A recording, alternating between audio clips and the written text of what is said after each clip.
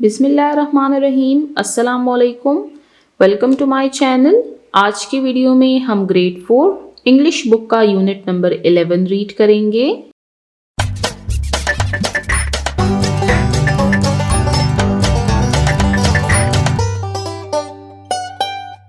Unit number 11, the fox in the stork, लोमड़ी और SARS. इस यूनिट पर हम ऑलरेडी 2 वीडियोस बना चुके हैं।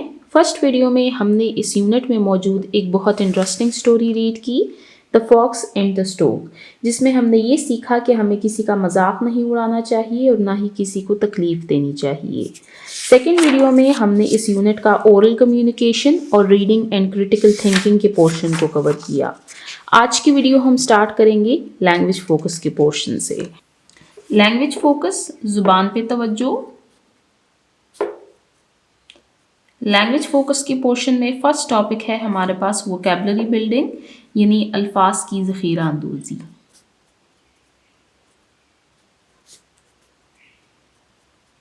वोकैबुलरी बिल्डिंग के पोर्शन में फर्स्ट क्वेश्चन है हमारे पास, read the given words with their meanings, के दिए हुए अल्फाज को इनके मानी के साथ पढ़िए।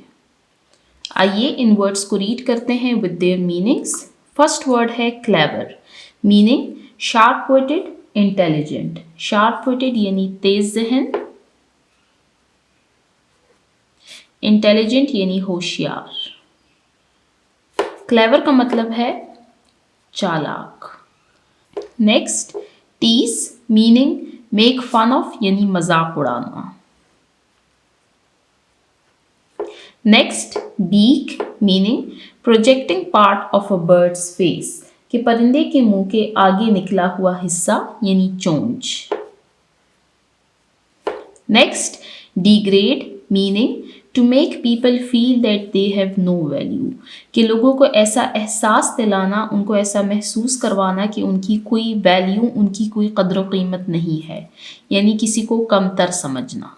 Last, prank, meaning to play a trick, यानी शरारत करना या मजाक उड़ाना। तो यहाँ पर हमने दिए हुए वर्ड्स को इनकी मीनिंग्स के साथ रीड किया, साथ में मैंने आपको इनके उर्दू मीनिंग्स भी बताए। अब चलते हैं नेक्स्ट टॉपिक की तरफ। वोकैबुलरी बिल्डिंग के पोर्शन में सेकंड टॉपिक है हमारे पास पार्ट्स ऑफ स्पीच, यानी अज्जाए कलाम। रीड में पोर्शन में रीड करते हैं कि पार्ट्स ऑफ स्पीच क्या हैं। इन इंग्लिश, के अंग्रेजी जुबान में we have 9 parts of speech. We have 8 parts of speech. ये हमारे पास 8 है, 9 नहीं है। अक्सर लोग आर्टिकल्स को इसमें ऐड करते हैं और अक्सर लोग नहीं करते। चले, यहाँ पर 9 लिखा है तो 9 भी ठीक है। नाउन, प्रोनाउन, वर्ब एट्सेट्रा, यहाँ पर आपको वो 9 पार्ट्स ऑफ स्पीच दिए गए हैं। They are also called word classes. इनको अल्फाज की मुख्तलिफ अक़साम भी कहा जाता है। देखिए, जो पार्ट्स ऑफ स्पीच या अज्जाए कलाम है, इससे मुराद मुख्तलिफ किस्म के वो अल्फाज हैं जो कि जुमले में मुख्तलिफ काम करते हैं। हर वर्ड का किसी सेंटेंस में एक ख़ास रोल होता है। इसी बुनियाद पर वर्ड्स को हम मुख्तलिफ हिस्सों में तकसीम करते हैं। जैसे कुछ वर्ड्स जो होते हैं वो हमें नेम्स बताते हैं, कुछ हमें एक्शंस के बारे में बताते हैं और कुछ हमें क्वालिटीज़ के बारे में बताते हैं। अगर बात करें इस बुक में पार्ट्स ऑफ स्पीच की, तो हम काफ़ी सारे पार्ट्स ऑफ स्पीच रीड कर चुके हैं, जैसे कि noun, pronoun, verb, adverb, adjective, preposition, articles वगैरह। अब यहाँ पर हम इनको रिवाइज करेंगे। मैं आपको शॉर्टली ये रिवाइज करवा देती हूँ और साथ में मैं आपको इनकी कुछ एग्जाम्पल्स भी लिखवा देती हूँ। यानी यहाँ पर आके आपका जो पार्ट्स ऑफ स्पीच का टॉपिक है उसको सम अप किया गया है। रीड द स्टोरी के कहानी को पढ़िए and fill in the columns, और इन कॉलम्स को फिल कीजिए विद पार्ट्स ऑफ स्पीच के साथ। अच्छा, जो एग्जाम्पल्स हैं वो मैं आपको स्टोरी से करवाऊंगी, वो हमने स्टोरी से बाहर के नहीं लिखने। मैं आपको ये एक दफ़ा पढ़ा देती हूँ। सबसे पहले है हमारे पास नाउन, यानी नेमिंग वर्ड्स।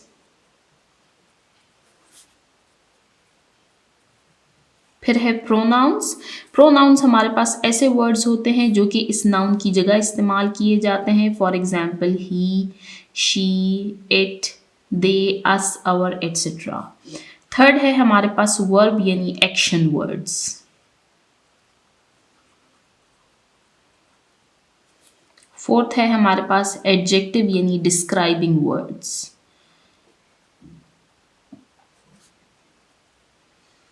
ये नाउन को मज़ीद डिस्क्राइब करते हैं। फिफ्थ है हमारे पास एडवर्ब, ये किसी वर्ब, किसी एडजेक्टिव या किसी दूसरे एडवर्ब को डिस्क्राइब करते हैं। नेक्स्ट सिक्स्थ है हमारे पास प्रेपोजिशंस, ये पोजिशंस बताते हैं हमें नाउन की। सेवेंथ है हमारे पास कंजंक्शन, ये ज्वाइनिंग वर्ड्स हैं।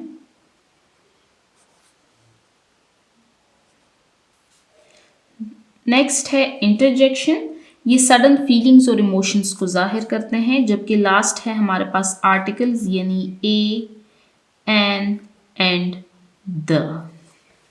अब चलते हैं वापस लेसन की तरफ और इनको आइडेंटिफाई करते हैं। सबसे पहले अगर नाउन की बात करें तो इसके टाइटल में ही हमें दो नाउन मिल गए हैं, फॉक्स एंड द स्टोक। अब ये दोनों जो हैं हमारे पास, ये हमारे पास नेमिंग वर्ड्स हैं, यानी ये हमारे पास नाउन्स हैं। अब टाइटल ही में जो एंड है हमारे पास, ये हमारे पास कंजंक्शन यानी ज्वाइनिंग वर्ड है, जबकि ये जो द है ये हमारे पास आर्टिकल्स हैं। इनको साथ में लिख लेते हैं। नाउन में हमने रीड किया है फॉक्स और स्टोक के बारे में, जबकि आर्टिकल में हमने द को आइडेंटिफाई किया है और कंजंक्शन यानी ज्वाइनिंग वर्ड में हमने एंड को रीड किया है। अब यहाँ पर फॉक्स और स्टोक फिर से आ गए हैं। जंगल भी हमारे पास नाउन है क्योंकि ये नेम ऑफ अ प्लेस है। क्लेवर, अब जो क्लेवर है ये हमारे पास एडजेक्टिव है क्योंकि ये इस नाउन को डिस्क्राइब कर रहा है।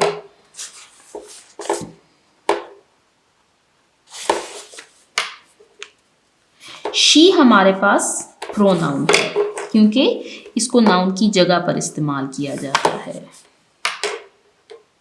टीज्ड हमारे पास एक्शन वर्ड है।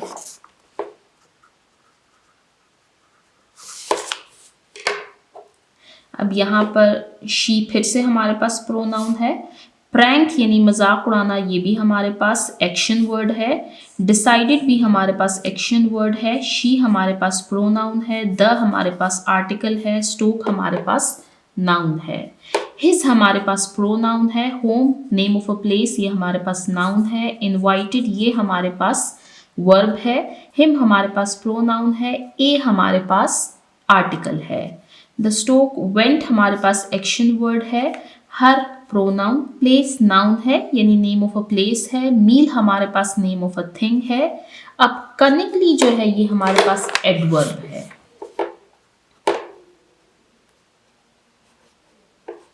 अब इसमें हमारे पास जो खाली हैं वो हमारे पास प्रेपोजिशन है।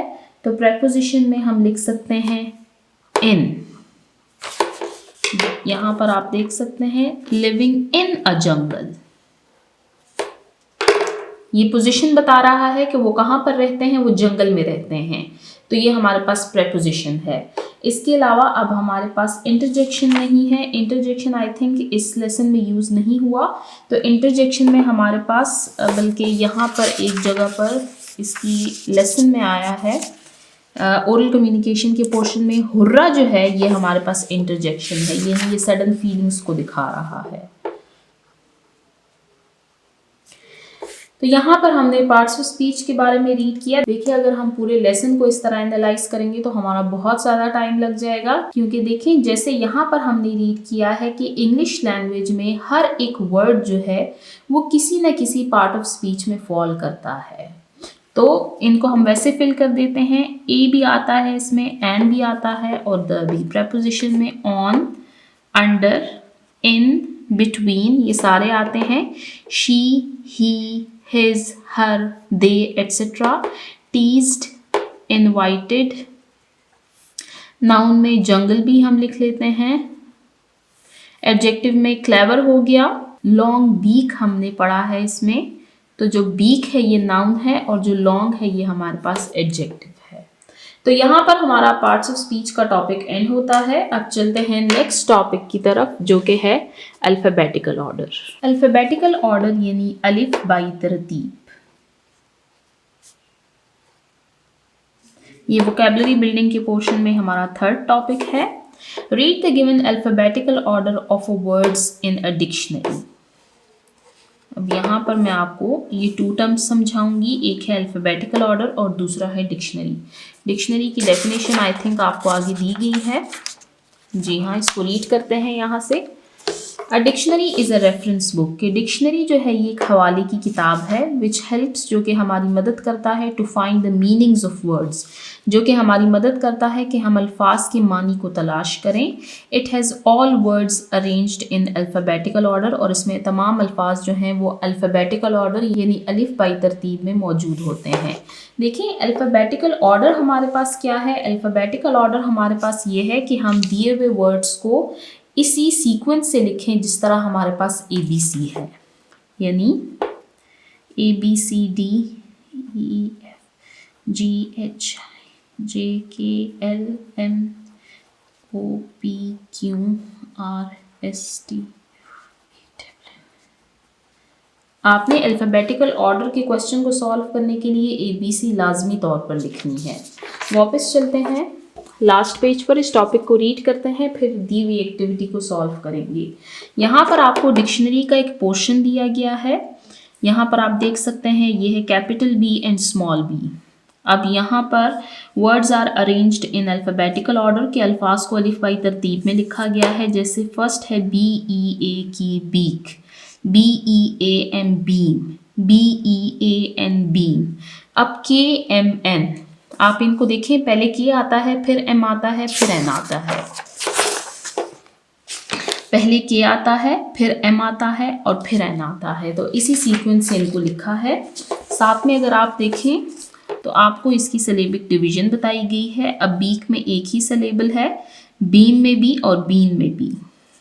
प्रोनाउंसिएशन आपको बताई गई है कि आपने इस वर्ड को प्रोनाउंस कैसे करना है, इसकी तलफ़ुज़ की अदायगी कैसे करनी है। साथ में आपको इसका पार्ट ऑफ स्पीच बताया गया है। बीक नाउन है, बीम नाउन है और बीन भी नाउन है। और साथ में आपको फिर इसका मीनिंग बताया गया है। बीक क्या है? Projecting part of a bird's face, यानी परिंदे के मुंह का आगे की तरफ निकला हुआ हिस्सा, यानी चोंच। Beam a ray of light, यानी रोशनी की किरण। Bean pot containing eatable seeds, एक ऐसा पॉट जिसमें खाने के बीज मौजूद हों। तो ये आपको डिक्शनरी का एक पार्ट दिया गया था। अब नेक्स्ट पेज पर चलते हैं, पेज नंबर 113। यहाँ पर आपको अल्फ़ाबेटिकल ऑर्डर से रिलेटेड एक एक्टिविटी दी गई है, इसको सॉल्व करते हैं। Arrange the given words in alphabetical order in your notebook. आपको नीचे कुछ वर्ड्स दिए गए हैं, इनको हमने अल्फ़ाबेटिकल ऑर्डर में लिखना है। तो आइए वर्ड्स को रीड करते हैं। फर्स्ट है हमारे पास प्लक, यानी तोड़ना। फूल तोड़ने को हम कहते हैं प्लकिंग द फ्लावर। डिग्रेड यानी किसी को कमतर समझना। फेवरेट पसंदीदा, अशेम्ड शर्मिंदा। ग्रीडीनेस लालच। जार मर्तबान। कनिंग चालाक। नैरो तंग। प्लेस जगह। मील खाना। अब इनको अल्फ़ाबेटिकल ऑर्डर में लिखते हैं। सबसे पहले हमारे पास ऐसा वर्ड आएगा जो कि ए से स्टार्ट हो रहा है, तो वो है अशेम्ड। फिर नेक्स्ट बी से हमारे पास कोई भी वर्ड मौजूद नहीं है। फिर नेक्स्ट है सी। फिर है डी। फिर ई से हमारे पास कोई वर्ड मौजूद नहीं है। फिर है एफ। फिर है जी। फिर है एच, आई, जे। फिर है के। फिर है एल। फिर है एम। फिर है एन। फिर है ओ और फिर है पी। अब पी से आप देख सकते हैं दो वर्ड्स हमारे पास मौजूद हैं, तो जो सेम है उसको छोड़ दें आप, पी को छोड़ दें। फिर नेक्स्ट लेटर की तरफ जाएं, वो है एल, फिर उसको भी छोड़ दें। फिर नेक्स्ट है ए और यू। अब ए और यू में देखें कि पहले कौन सा लेटर आता है, तो ए हमारे पास पहले आता है तो इसको पहले लिखेंगे, और यू बाद में आता है तो यू को बाद में लिखेंगे। तो इस तरह से हमने दिए हुए वर्ड्स को अल्फ़ाबेटिकल ऑर्डर में अरेंज किया। देखिए अगर किसी वर्ड में हमारे पास पहले लेटर सेम है तो आप फिर सेकेंड लेटर की तरफ, अगर सेकेंड भी सेम है तो फिर थर्ड की तरफ जाएं, जिस तरह हमने यहाँ पर इन दो वर्ड्स में किया है। तो यहाँ पर हमारा अल्फ़ाबेटिकल ऑर्डर का टॉपिक एंड होता है। इसके साथ ही हमारा वोकैबुलरी बिल्डिंग का पोर्शन एंड होता है। अब चलते हैं नेक्स्ट पोर्शन की तरफ, जो कि है लर्निंग टू स्पेल, यानी स्पेलिंग सीखिए। Find in the missing letters, कि आपको नीचे कुछ वर्ड्स दिए गए हैं, हमने इनमें मिसिंग लेटर्स को फिल करना है। ऑल्सो लर्न देयर स्पेलिंग्स, और फिर इनके स्पेलिंग्स को हमने याद भी करना है। तो फर्स्ट है हमारे पास CUNNING, कनिंग यानी चालाक, CUNNING। नेक्स्ट STORK, स्टोक यानी SARS, STORK। Next STRANGER, stranger यानी अजनबी, STRANGER, stranger. Next FRIEND, friend यानी दोस्त, FRIEND, फ्रेंड। लास्ट है FOOD, फूड यानी खाना, FOOD, फूड यानी खाना। तो यहाँ पर हमने दिए हुए 5 वर्ड्स में मिसिंग लेटर्स को फिल किया, जिससे हमारे पास ये वर्ड्स कंप्लीट हो गए हैं। साथ में मैंने आपको इनकी स्पेलिंग्स भी पढ़ा दिए हैं। इनकी स्पेलिंग्स को आपने जुबानी याद करना है। तो यहाँ पर हमारा लर्निंग टू स्पेल का टॉपिक एंड होता है। अब चलते हैं नेक्स्ट टॉपिक की तरफ, जो कि है ग्रामर। ग्रामर के पोर्शन में फर्स्ट टॉपिक है हमारे पास pronouns as subject, object and possessive cases. Topic है हमारे पास प्रोनाउंस का। हम ऑलरेडी रीड कर चुके हैं कि प्रोनाउन हमारे पास एक पार्ट ऑफ स्पीच है। प्रोनाउंस कहते हैं ऐसे वर्ड्स को that are used instead of noun. Urdu में इसमें ज़मीर कहा जाता है। अब अगर यूजेज के अकॉर्डिंग हम इसको देखें तो प्रोनाउंस जो है ये 3 तरह से इस्तेमाल किया जाता है। एक है हमारे पास सब्जेक्टिव प्रोनाउंस, दूसरे हैं ऑब्जेक्टिव प्रोनाउंस, और लास्ट है हमारे पास पोजेसिव प्रोनाउंस। टॉपिक हम रीड करते हैं। टॉपिक बिल्कुल ईजी है, आपने इसमें कंफ्यूज नहीं होना। रीड द गिवन सेंटेंसेस, के दिए हुए सेंटेंसेस को रीड कीजिए and notice the use of pronouns, और प्रोनाउंस के इस्तेमाल पर गौर करें as subject, object and possessive cases. अब यहाँ पर आपको तीनों तरह से प्रोनाउंस के इस्तेमाल के बारे में बताया गया है कि आपने इसको एज ए सब्जेक्ट कैसे यूज करना है, एज एन ऑब्जेक्ट, और एज अ पोजेसिव प्रोनाउन आपने इसको कैसे यूज करना है। रीड मी पोर्शन को रीड करते हैं। Subject pronouns are used as a subject of the verb, object pronouns are used as an object of the verb, possessive pronouns show possession और ownership. अब अगर सब्जेक्ट प्रोनाउंस की बात करें तो ये हमारे पास एज अ सब्जेक्ट यूज होते हैं, यानी यहाँ पर आप देखेंगे कि ये एक्शन को परफॉर्म कर रहे हैं। For example, I am 10 years old, कि मैं 10 साल का हूँ। यू लुक टायर्ड टुडे, कि आज आप थके हुए लग रहे हैं। रेहान इज एंग्री, कि रेहान गुस्सा है। And he wants Salman to apologise, और वो चाहता है कि सलमान उससे माफ़ी मांगे। दिस टेबल इज़ ओल्ड, ये टेबल पुराना है। इट नीड्स रिपेयरिंग, इसको मरम्मत की ज़रूरत है। वी आर नॉट कमिंग, हम नहीं आ रहे। They do not like these cakes, उनको ये केक्स नहीं पसंद। यहाँ पर आप देख सकते हैं कि ये जो प्रोनाउंस यूज़ हुए हैं ये एज अ सब्जेक्ट यूज़ हुए हैं, यानी ये डायरेक्टली एक एक्शन को परफॉर्म कर रहे हैं। आप देखेंगे कि ये सेंटेंस के स्टार्ट में आते हैं। अब इनमें हमारे पास I, you, he, she, it, we और दे आते हैं। यहाँ पर आप देख सकते हैं शी से कोई सेंटेंस नहीं बनाया गया, तो हम लिख सकते हैं that she is reading a book. They are playing in the park. आप देख सकते हैं कि जो दोनों प्रोनाउंस हैं वो सेंटेंस के स्टार्ट में आए हैं और ये एक्शन को परफॉर्म कर रहे हैं। अब यही जो सब्जेक्ट प्रोनाउंस हमने यूज़ किए हैं, इनके ऑब्जेक्ट प्रोनाउंस को अब हम रीड करेंगे, और इनके ऑब्जेक्ट प्रोनाउन हैं आई से मी, यू से यू, ही से हिम, इट का इट ही आता है, शी का हर, इट का आप देख सकते हैं, वी का अस, दे का देम। अब ऑब्जेक्टिव प्रोनाउंस क्या है? ऑब्जेक्टिव प्रोनाउंस का इस्तेमाल तब किया जाता है जब ये एक्शन को रिसीव करते हैं। For example, give this book to him, ये किताब उसको दो। अब इस पर एक्शन को परफॉर्म किया जा रहा है तो ये हमारे पास ऑब्जेक्ट प्रोनाउन है और आप देखेंगे कि ये सेंटेंस के एंड में आते हैं। Ali wants to talk to you, Junaid is hurt because Hamza hit him, Rida received a letter from her last week, Mariam can not find it, do not be angry with us. यहाँ पर आपने देखा कि जो ऑब्जेक्ट प्रोनाउंस हैं ये सेंटेंस के एंड में आए हैं और ये एक्शन को रिसीव कर रहे हैं, जबकि सब्जेक्टिव प्रोनाउंस में हमने देखा कि वो प्रोनाउंस एक्शन को परफॉर्म कर रहे थे। For example, mother called him, she gave me a gift। अब इस सेकेंड सेंटेंस को आप देखें, अब यहाँ पर जो शी यूज हुआ है ये सब्जेक्टिव प्रोनाउन है, जबकि एक ही सेंटेंस में आप देखेंगे कि हमारे पास जो मी है ये ऑब्जेक्टिव प्रोनाउन है। यानी एक ही सेंटेंस में ये तीनों प्रोनाउंस भी यूज हो सकते हैं। जैसे ये स्टार्ट में आया है तो ये हमारे पास सब्जेक्टिव प्रोनाउन हो गया, ये एक्शन को परफॉर्म कर रहा है, और जो एक्शन को रिसीव कर रहा है जो सेंटेंस के एंड में या सेंटेंस के मिड में आया है वो है हमारे पास ऑब्जेक्टिव प्रोनाउन। अब पोजेसिव प्रोनाउंस जो हैं ये ऐसे प्रोनाउंस हैं जो कि पोजेशन या ओनरशिप को शो करते हैं, यानी मलकियत को शो करते हैं।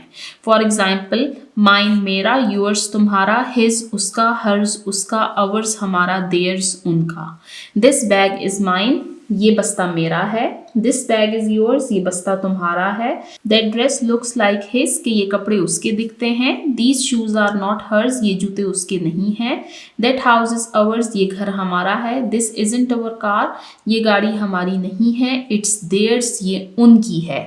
अब यहाँ पर आपने देखा कि किसी एक नाउन को, किसी एक चीज की पोजीशन दिखाई गई है और इसको लिंक किया गया है इन प्रोनाउंस के साथ जिनको हम पोजेसिव प्रोनाउंस कहते हैं। अब यहाँ पर आप देखिए, कार की पोजीशन दिखाई जा रही है, हाउस की पोजीशन दिखाई जा रही है, शूज की, ड्रेस की, बैग की और बैग की।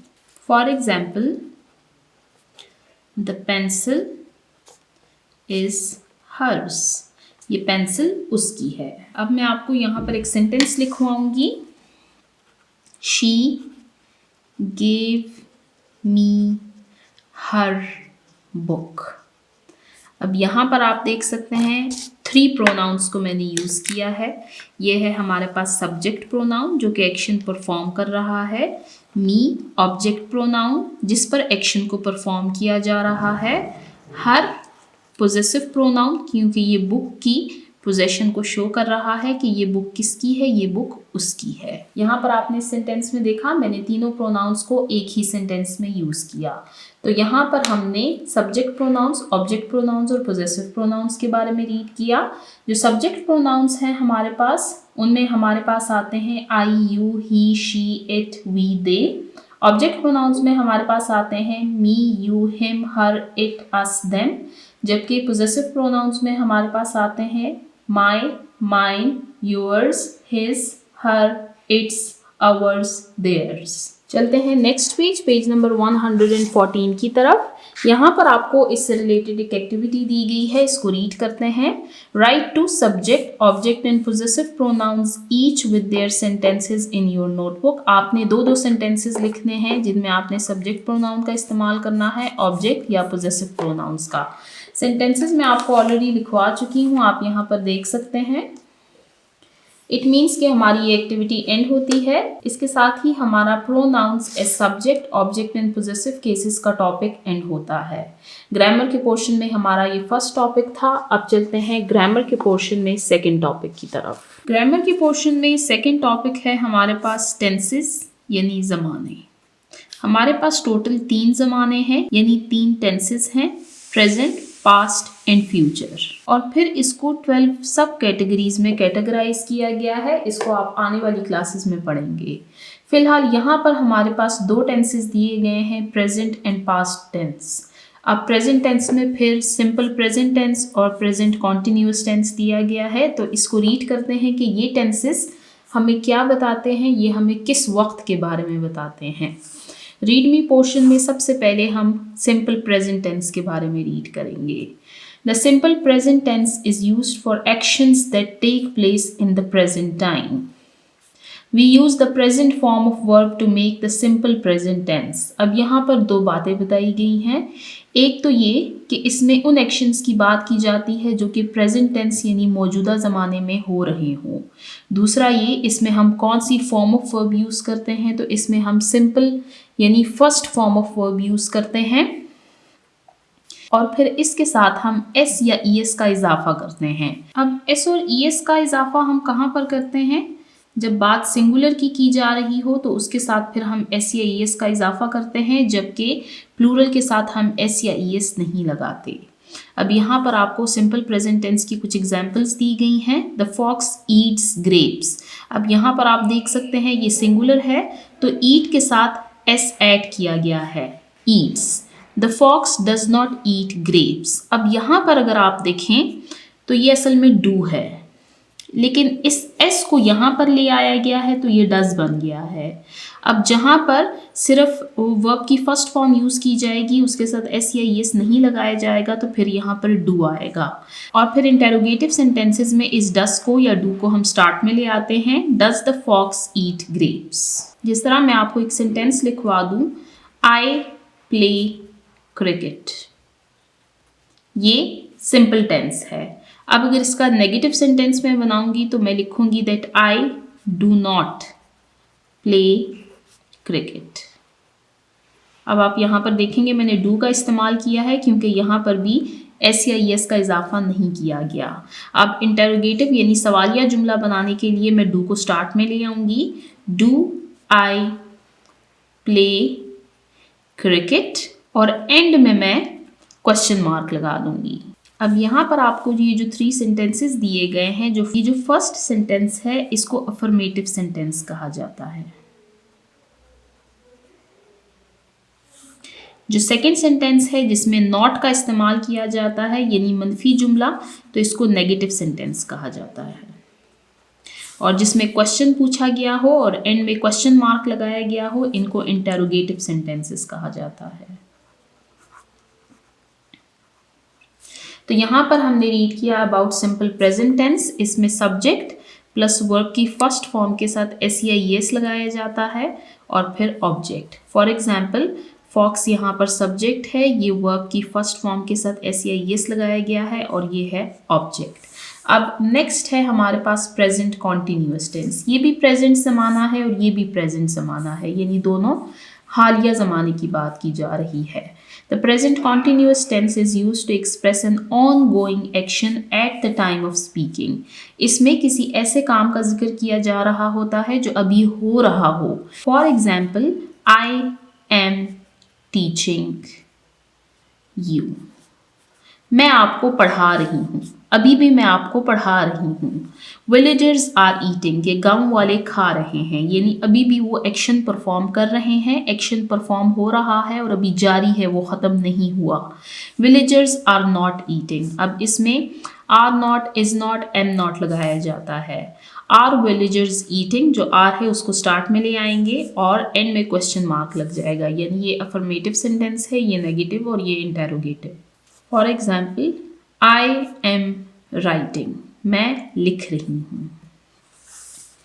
अब थर्ड सेंटेंस है हमारे पास सिंपल पास्ट टेंस। अब ये गुजरा हुआ ज़माना है, यानी माजी की बात की जा रही है।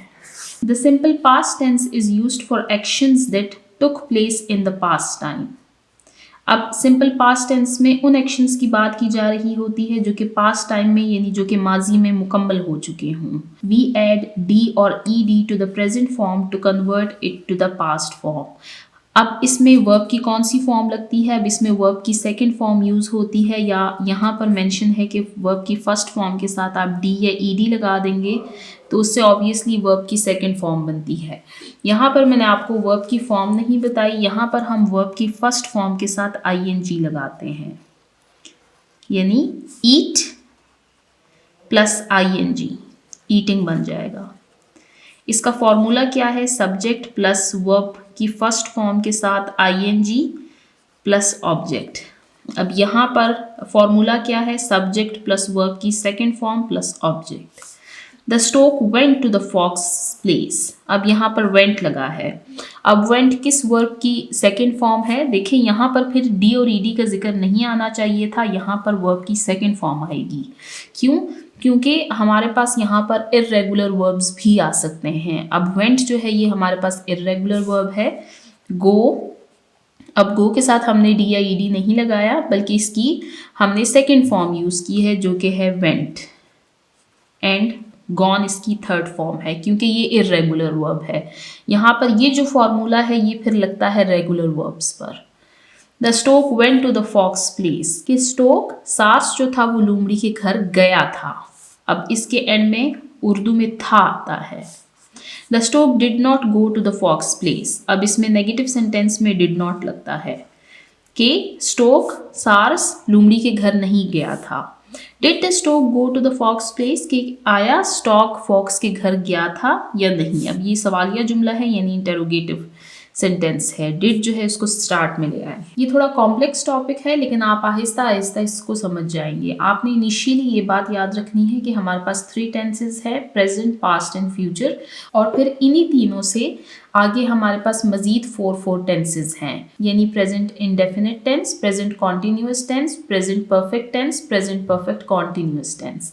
इसी तरह पास्ट में भी और इसी तरह फ्यूचर में भी। फिलहाल यहाँ पर आपको ये 3 दिए गए हैं। सबसे पहले हमने रीड किया सिंपल प्रेजेंट टेंस के बारे में। इनमें प्रेजेंट टाइम में एक्शंस की बात की जा रही होती है, जबकि प्रेजेंट कॉन्टिन्यूस टेंस में ऐसे एक्शंस की बात हो रही होती है जो कि अभी चल रहे होते हैं प्रेजेंट टाइम में। और पास्ट टेंस में ऐसे एक्शंस की बात हो रही होती है जो कि पास्ट में यानी माजी में परफॉर्म हो चुके होते हैं, बात ख़त्म हो चुकी होती है। तो यहाँ पर मैंने आपको इसके साथ इसके फॉर्मूलाज भी बताए हैं कि इनमें कौन कौन सी फॉर्म ऑफ वर्ब लगती है। आपने फॉर्म ऑफ वर्ब को याद रखना है और नेगेटिव में इनकी हेल्पिंग वर्ब्स को याद रखना है। यहाँ पर डू या डज लगते हैं, यहाँ पर इज, एम, आर लगते हैं, और यहाँ पर डिड का इस्तेमाल किया जाता है। तो यहाँ पर ग्रामर के पोर्शन में हमारा टेंसेस का टॉपिक एंड होता है। अब इससे रिलेटेड एक एक्टिविटी दी गई है आपको, इसको रीड करते हैं। Question number 4, make 2 sentences of your own using each tense given above and write them in your notebook। कि आपने 2 sentences लिखने हैं इन तीनों टेंसेस से। यहाँ पर मैं आपको 2 sentences लिखवा चुकी हूँ, और पास्ट टेंस में मैं आपको 2 sentences लिखवा देती हूँ। that I played football। अब यहाँ पर आप देख सकते हैं मैंने रेगुलर वर्ब यूज़ किया है, तो उसके साथ मैंने ईडी लगाया है। she cooked food, उसने खाना बनाया था। तो यहाँ पर हमारी ये एक्टिविटी सॉल्व होती है। अब चलते हैं ग्रामर के पोर्शन में नेक्स्ट टॉपिक की तरफ। ग्रामर के पोर्शन में थर्ड टॉपिक है हमारे पास ज्वाइनिंग वर्ड्स। इनको कंजंक्शंस भी कहा जाता है। कंजंक्शंस हमारे पास एक पार्ट ऑफ स्पीच है। यहाँ पर आप देख सकते हैं ज्वाइनिंग वर्ड्स। सबसे पहले रीड मी पोर्शन में रीड करते हैं कि ज्वाइनिंग वर्ड्स या कंजंक्शंस क्या होते हैं। सम वर्ड्स आर यूज्ड, कि कुछ अल्फाज का इस्तेमाल किया जाता है टू कनेक्ट, कि वो जोड़े। वर्ड्स अल्फाज को, फ्रेजेस फ़िक्रों को, एंड सेंटेंसेस और जुमलों को। These words are called joining words, और ऐसे अल्फाज को ज्वाइनिंग वर्ड्स कहा जाता है। यानी कुछ ऐसे अल्फाज जो कि 2 अल्फाज को, 2 फ्रेजेस को या फिर 2 सेंटेंसेस को आपस में मिलाते हैं, इनको ज्वाइनिंग वर्ड्स या कंजंक्शंस कहा जाता है। Question number 5, read the given sentences, की दिए हुए सेंटेंसेस को पढ़िए and notice the use of joining words, और ज्वाइनिंग वर्ड्स के इस्तेमाल पर गौर कीजिए। फर्स्ट है I have 2 gold fish and a cat, कि मेरे पास 2 गोल्ड फिश और एक बिल्ली है। अब इस 2 गोल्ड फिश और अ कैट को जोड़ा गया है इस ज्वाइनिंग वर्ड या इस कंजंक्शन से जो कि है एंड, और इसको उर्दू में कहा जाता है और। रिदा स्पीक्स फ्रेंच, कि रिदा फ्रेंच बोलती है। अब ये हमारे पास एक सेंटेंस है। Although she has never been to France, अलबत्ता वो कभी फ्रांस नहीं गई। ऑल्दो अलबत्ता। अब ये सेंटेंस जो है और ये सेंटेंस, इन दोनों को ज्वाइन किया गया है थ्रू दिस कंजंक्शन जो कि है ऑल्दो यानी अलबत्ता। वुड यू प्रेफर कॉफ़ी और टी? कॉफ़ी और टी को जोड़ा गया है और यानी या से। आई गॉट वेट, मैं गीला हो गया, बिकॉज क्योंकि I didn't take an umbrella, क्योंकि मैं छतरी नहीं लेकर गया था। अब इस सेंटेंस को और इस सेंटेंस को मिलाया गया है इस कंजंक्शन के जरिए। ही वॉज, अब ये फ्रेज है सो हंग्री, इतना भूखा, that he at all the cake, कि वो इतना भूखा था कि वो पूरा केक खा गया। अब इस फ्रेज को और इस वर्ड को जोड़ा गया है इस कंजंक्शन से, और फिर इस वर्ड को और इस फ्रेज को जोड़ा गया है इस कंजंक्शन से। तो यहाँ पर आपने देखा कि इंग्लिश लैंग्वेज में हमारे पास कुछ ऐसे वर्ड्स होते हैं जिनको कनेक्टर्स, ज्वाइनिंग वर्ड्स या कंजंक्शंस कहा जाता है। ये दो वर्ड्स, दो फ्रेजेस या दो सेंटेंसेस को आपस में मिलाते हैं। इससे रिलेटेड एक एक्टिविटी दी गई है, आइए इसको रीड करते हैं। Use the given joining words in your own sentences. नीचे आपको कुछ ज्वाइनिंग वर्ड्स दिए गए हैं, इनको हमने अपने सेंटेंसेस में यूज करना है। तो फर्स्ट है हमारे पास एंड यानी और। I washed my hands and ate my breakfast, कि मैंने हाथ धोए और अपना नाश्ता किया। सेकंड है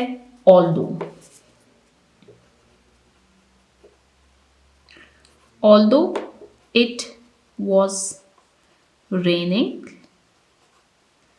we went to school। अब ये सेंटेंस मैंने इस तरीके से लिखा है, इसके दरमियान में कॉमा आया है। इसको हम इस तरीके से भी लिख सकते थे that we went to school although it was raining।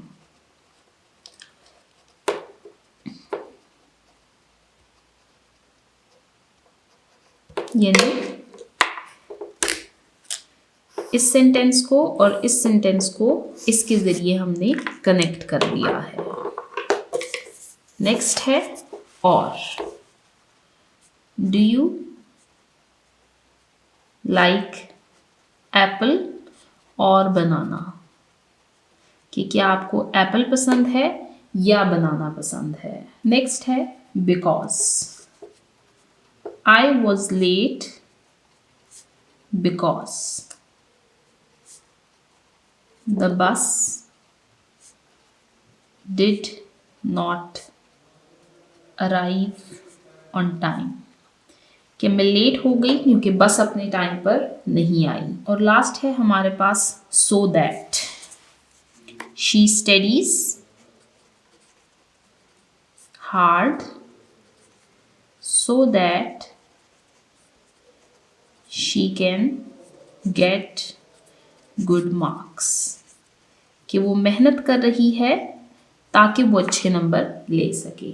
तो यहाँ पर हमने इन ज्वाइनिंग वर्ड्स से सेंटेंसेस बनाए। यहाँ पर मैं आपको ये हाईलाइट भी करवा देती हूँ। अब इस सेंटेंस को और इस सेंटेंस को जोड़ा गया है एंड के ज़रिए। यहाँ पर हमने ज्वाइनिंग वर्ड यूज़ किया है सो दैट, यहाँ पर और यहाँ पर बिकॉज। तो यहाँ पर हमारा ग्रामर के पोर्शन में ज्वाइनिंग वर्ड्स का टॉपिक एंड होता है, जिनको हम ग्रामर में कंजंक्शंस भी कहते हैं। आइए चलते हैं नेक्स्ट पेज नंबर 115 की तरफ। ग्रामर के पोर्शन में फोर्थ टॉपिक है हमारे पास क्वेश्चन वर्ड्स, या फिर इनको WH वर्ड्स भी कहा जाता है। आइए सबसे पहले रीड मी पोर्शन में रीड करते हैं कि क्वेश्चन वर्ड्स क्या होते हैं। Question words are used to ask questions, कि क्वेश्चन वर्ड्स ऐसे अल्फाज होते हैं जो कि सवाल पूछने के लिए इस्तेमाल किए जाते हैं। देखिए क्वेश्चन वर्ड्स जो हैं ये ऐसे अल्फाज होते हैं जो कि क्वेश्चन पूछने के लिए इस्तेमाल किए जाते हैं। ज़्यादातर इंग्लिश लैंग्वेज में ये जो वर्ड्स हैं ये WH लेटर्स से शुरू होते हैं, इसलिए इनको WH वर्ड्स भी कहा जाता है। फॉर एग्जाम्पल अगर आप नीचे वर्ड बैंक में देखें which, what, where, why, ये भी है WH, WH, WH, WH। which यानी कौन सा, where यानी कहाँ, what यानी क्या, why यानी क्यों। अब यहाँ पर आपको कुछ सेंटेंसेस दिए गए हैं और इनमें हमने इन 4 वर्ड्स को फिल करना है, तो आइए इनको रीड करते हैं। Dash are you late today, कि आप आज लेट हैं। अब वजह पूछी जा रही है, रीज़न पूछी जा रही है कि क्यों, तो क्यों के लिए मैंने आपको बताया कि हम वाई का इस्तेमाल करते हैं।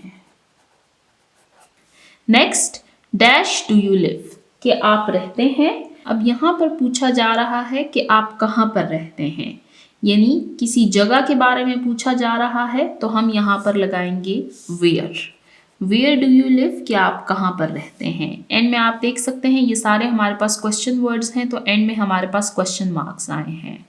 Dash is behind the door, पूछा जा रहा है कि दरवाजे के पीछे क्या है, यानी what is behind the door. Last, dash is your bag, कि आपका बैग कौन सा है, तो इसमें आएगा विच, यानी कौन सा। विच इज योर बैग, आपका बस्ता कौन सा है। तो यहाँ पर दिए हुए सेंटेंसेस में हमने वर्ड बैग के इन WH वर्ड्स को फिल किया। अब इससे रिलेटेड आपको एक एक्टिविटी दी गई है, right 2 questions by using the above mention question words in your notebook. अब इन 4 क्वेश्चन वर्ड से हमने 2 सेंटेंसेस लिखने हैं, तो आइए लिखते हैं। फर्स्ट है हमारे पास विच, यानी कौन सा। विच पेंसिल इज योर्स, कि आपका पेंसिल कौन सा है। Which fruit do you like, कि आपको कौन सा फल पसंद है। हमने लिखे विच से 2 सेंटेंसेस, अब लिखते हैं व्हाट के 2 सेंटेंसेस। व्हाट इज दिस, ये क्या है। व्हाट आर यू डूइंग, आप क्या कर रहे हैं।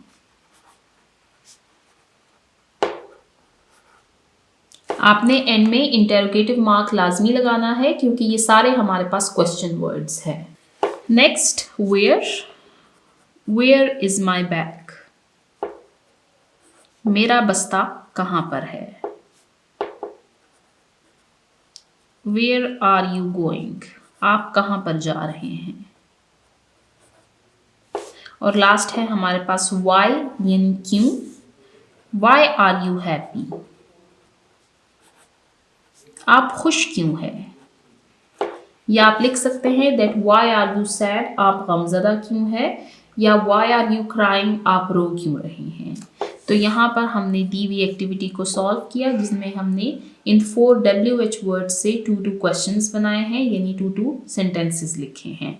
आपने इन सेंटेंसेस को फिर अपनी नोटबुक में लिखना है। तो यहाँ पर ग्रामर के पोर्शन में हमारा 4th टॉपिक एंड होता है। अब आइए नेक्स्ट टॉपिक को रीड करते हैं। ग्रामर के पोर्शन का 5th और लास्ट टॉपिक है हमारे पास एपॉस्ट्रोफी। रीड मी पोर्शन में रीड करते हैं कि एपॉस्ट्रोफी क्या है। We use apostrophe. एपॉस्ट्रोफी असल में ये साइन है, आप देख सकते हैं।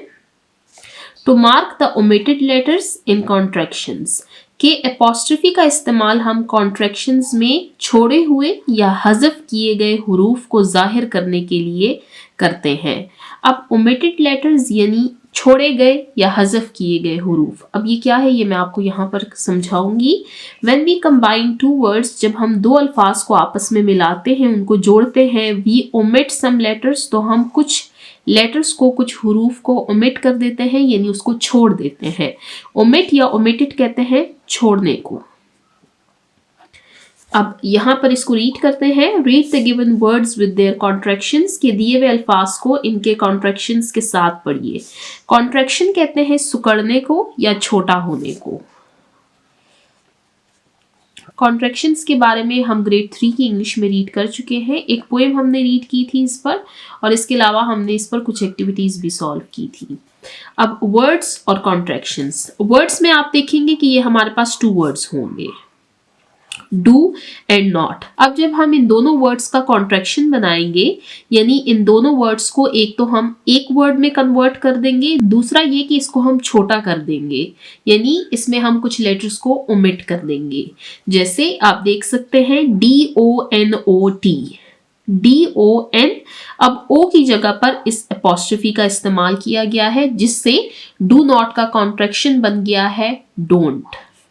कुड नॉट, COULD, कुड को कंप्लीट लिखा गया है, फिर एन को इसके साथ जोड़ दिया गया है और ओ की जगह पर एपोस्ट्रोफी लगाई गई है और T. Could not, couldn't, they are, they're, I am, I am. यहां पर आप देख सकते हैं आई लिखा गया है, फिर ए को ओमिट करके उस पर एपोस्ट्रोफी लगाई गई है और एम को लिखा गया है। तो ये हमने टॉपिक रीड किया एपोस्ट्रोफी का। एपोस्ट्रोफी का इस्तेमाल हम कहाँ करते हैं? हम एपोस्ट्रोफी का इस्तेमाल कॉन्ट्रैक्शन में छोड़े हुए या हज़फ किए गए लेटर्स को जाहिर करने के लिए करते हैं।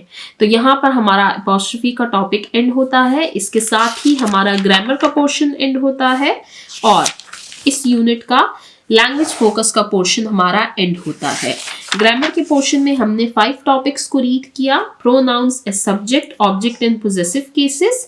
सेकंड टॉपिक में हमने टेंसेस के बारे में रीड किया, फिर हमने जॉइनिंग वर्ड्स के बारे में रीड किया, फिर क्वेश्चन वर्ड्स और लास्ट टॉपिक हमने रीड किया एपोस्ट्रोफी का। अब चलते हैं नेक्स्ट पोर्शन राइटिंग की तरफ। राइटिंग यानी लिखना। लर्निंग टू राइट यानी लिखना सीखिए।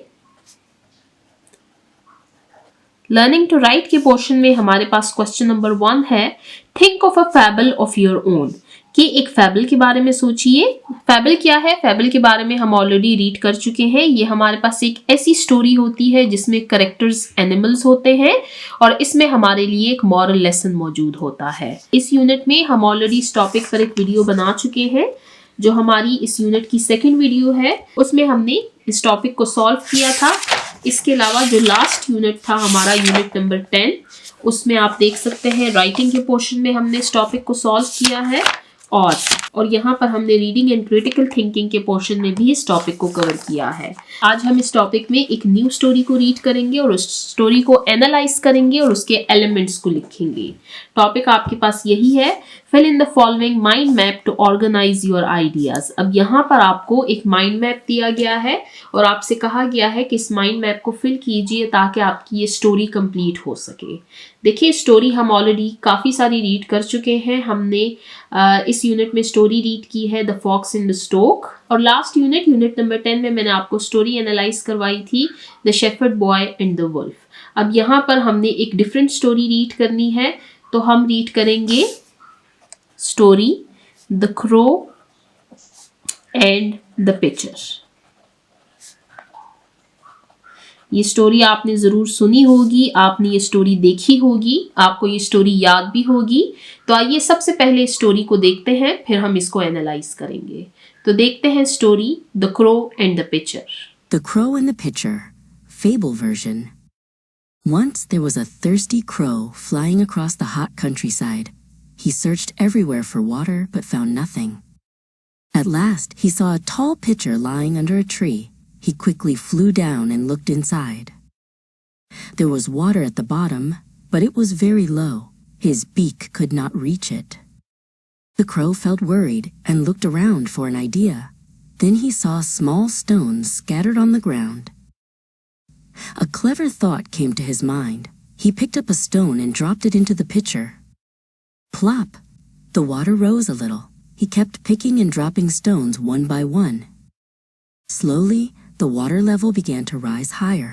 The crow watched excitedly as the water reached the top. Finally, he bent down and drank the cool water. He felt happy and proud of his smart idea. The crow spread his wings and flew away with joy. Moral: where there is a will, there is a way. आपने story देखी, अब आइए इसको analyse करते हैं। सबसे पहले आपसे पूछा गया है कैरेक्टर्स के बारे में कि इस स्टोरी में कौन कौन से कैरेक्टर्स थे। तो इस स्टोरी में हमारे पास एक ही कैरेक्टर था, crow.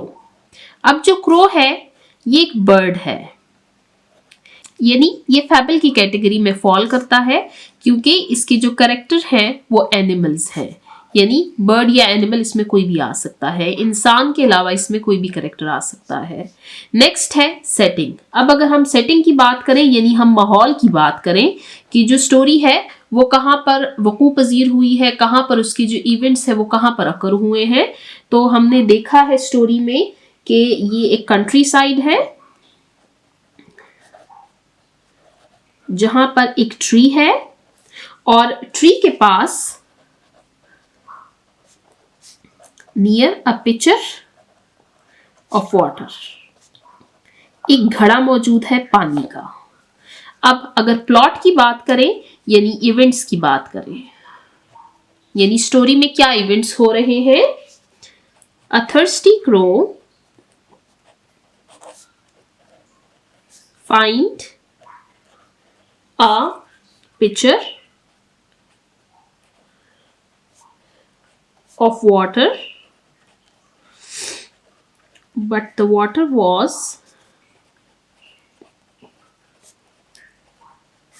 very low in it. So the crow or he started dropping pebbles in the pitcher. तो इवेंट्स में प्लॉट में हमने क्या रीड किया कि एक प्यासा कौवा है जो पानी की तलाश में इधर उधर फिर रहा है, फिर उसको पानी का एक घड़ा नजर आता है लेकिन उसमें पानी बहुत कम होता है। पानी को ऊपर करने के लिए वो उसमें कंकर डालने लग जाता है, पानी जो है तो उसका लेवल ऊपर आ जाता है। अब कन्फ्लिक्ट क्या है, कन्फ्लिक्ट हम ऑलरेडी रीड कर चुके हैं कि एक थर्स्टी क्रो है जो कि पानी ढूंढ रहा है, लेकिन जब उसको पानी मिलता है, उसको एक घड़ा मिलता है तो उस घड़े में पानी बहुत कम होता है, वो उस पानी को पी नहीं पाता। तो कन्फ्लिक्ट क्या है, that the crow was thirsty but could not reach the water। कि कौवा जो है वो बहुत प्यासा है लेकिन वो पानी नहीं पी पा रहा क्योंकि घड़े में पानी बहुत कम है। अब रेजोल्यूशन यानी ये कॉन्फ्लिक्ट जो है ये रिजॉल्व कैसे हुआ। The crow puts up the pebbles in the picture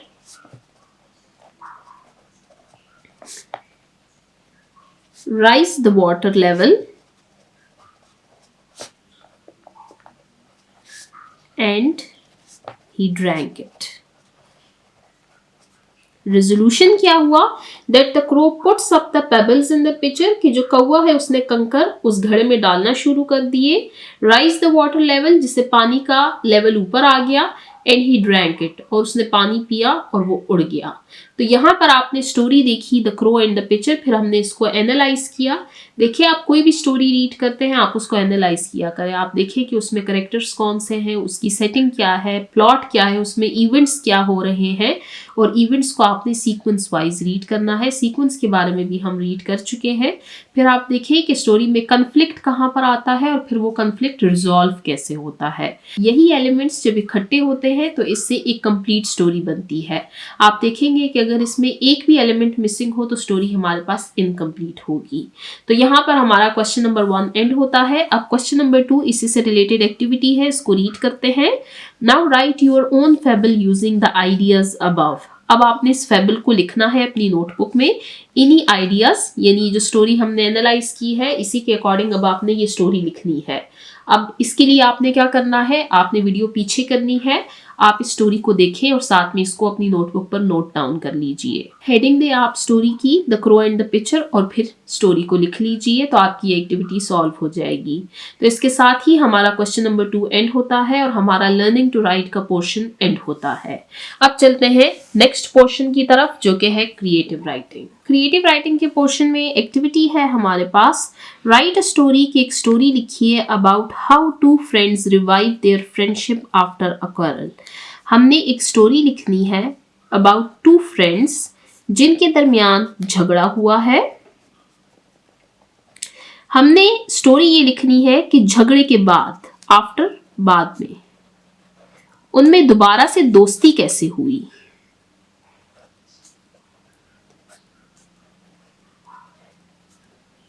story लिखनी है, तो आइए स्टोरी को रीड करते हैं। Unit number 11 the fox and the stork. Topic है हमारे पास क्रिएटिव राइटिंग का। क्वेश्चन है write a story about how 2 friends revive their friendship after a quarrel. कि कहानी लिखिए कि 2 दोस्तों ने झगड़े के बाद अपनी दोस्ती वापस कैसे ठीक की। स्टोरी को रीड करते हैं। अली एंड अहमद। अब ये हमारे पास 2 फ्रेंड्स हैं। Ali and Ahmed were two friends कि अली और अहमद दो दोस्त हैं.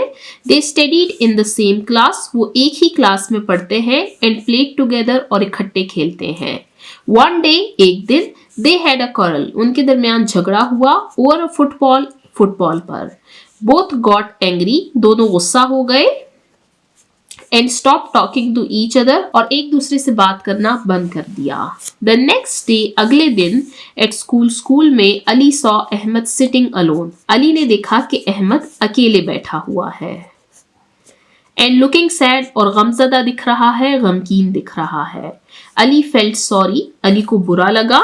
He remembered. उसको याद आया their friendship अपनी दोस्ती and decided और उसने ये फैसला किया to say sorry को माफी मांगे.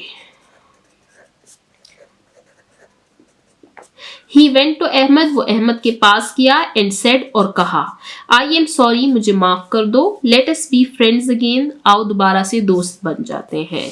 अहमद smiled. अहमद मुस्कुराया and said और कहा I am sorry too. मुझे भी माफ कर दो. They shook hands. उन्होंने हाथ मिलाए and became friends again और दोबारा से दोस्त बन गए. Both learned that. दोनों ने ये सीखा that friendship is more important. कि दोस्ती ज्यादा अहम है देन एंगर, गुस्से से. यानी हमें ईगो को बीच में नहीं लाना चाहिए. दोस्ती से बढ़कर कुछ नहीं है. तो यहाँ पर हमने स्टोरी रीड की कि कैसे दो दोस्तों ने झगड़े के बाद अपनी दोस्ती को वापस से ठीक किया. इससे हमें मॉरल क्या मिलता है कि हमें दूसरों को माफ करना चाहिए और अपनी दोस्ती की कदर करनी चाहिए. तो यहाँ पर हमारा क्रिएटिव राइटिंग का पोर्शन एंड होता है. इसके साथ ही हमारा ये unit number 11 the fox and the stork end होता है. इस यूनिट में हमने एक बहुत इंटरेस्टिंग स्टोरी रीड की. उसके बाद हमने इसके 4 पोर्शंस यानी oral communication, reading and critical thinking, language focus और राइटिंग के पोर्शंस को कवर किया. इंशाल्लाह नेक्स्ट वीडियो में हम unit number 12 time to think को रीड करना स्टार्ट करेंगे. जिन्होंने अभी तक मेरे चैनल को सब्सक्राइब नहीं किया, काइंडली मेरे चैनल को सब्सक्राइब कीजिए ताकि हर आने वाली वीडियो आपको टाइमली मिल सके. Thank you.